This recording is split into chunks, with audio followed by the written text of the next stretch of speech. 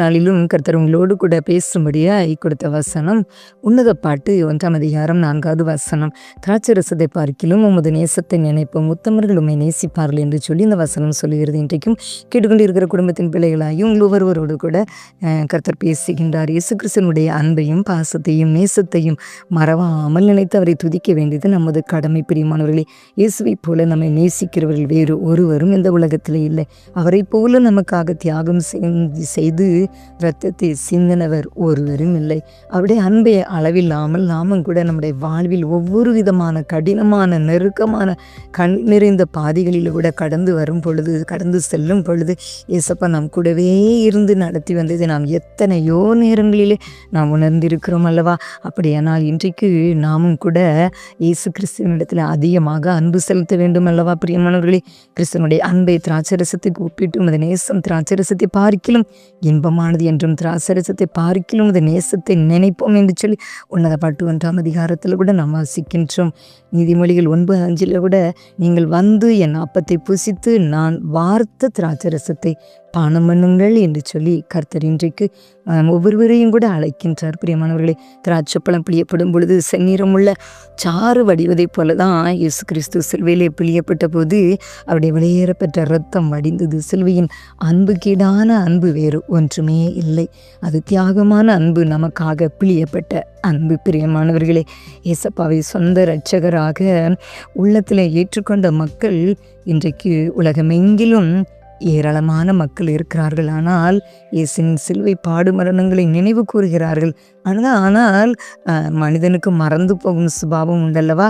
அதனால தான் கர்த்தர் தம் சிலுவை பாடுகளை கூட நினைவு கூற செய்யும்படியாகத்தான் அப்பத்தையும் திராட்சரசத்தையும் அடையாளமாக கொடுத்தார். பிரியமானவர்களே, நம்முடைய சிந்தனைகளை சீர்படுத்த தான் அவர் தன் தலைமுடியில் சூட்டப்பட ஒப்பு கொடுத்தார். அவருடைய கண்கள் நம் நிமித்தம் கண்ணீர் சொரிந்தது. அவருடைய கன்னங்கள் நம்முடைய பாவங்களின் நிமித்தம் ஓங்கி அறையப்பட்டது. அவர் பாருங்க, அவருடைய தோள்களில் நம்முடைய பெரும் பாரசுமையை சுமந்து அவர் முதுகுக்கு நமக்காக அவர் முதுகு உளப்பட்ட நிலம் போல் ஆனது. பிரியமானவர்களே, அவரது விழா ஈட்டினால் பிளக்கப்பட்டது. இயேசு நமக்காக அவருடைய கைகளை ஆணியடிக்க ஒப்பு கொடுத்தார். அவருடைய பாதங்கள் கொடூரமான ஆணிகளால் சிலுவை மரத்தில் சிதைக்கப்பட்டு கடவப்பட்டது. தம் தூய இரத்தத்தின் கடைசி சொட்டு இரத்தத்தையும் நமக்காக ஊற்றி கொடுத்தார்.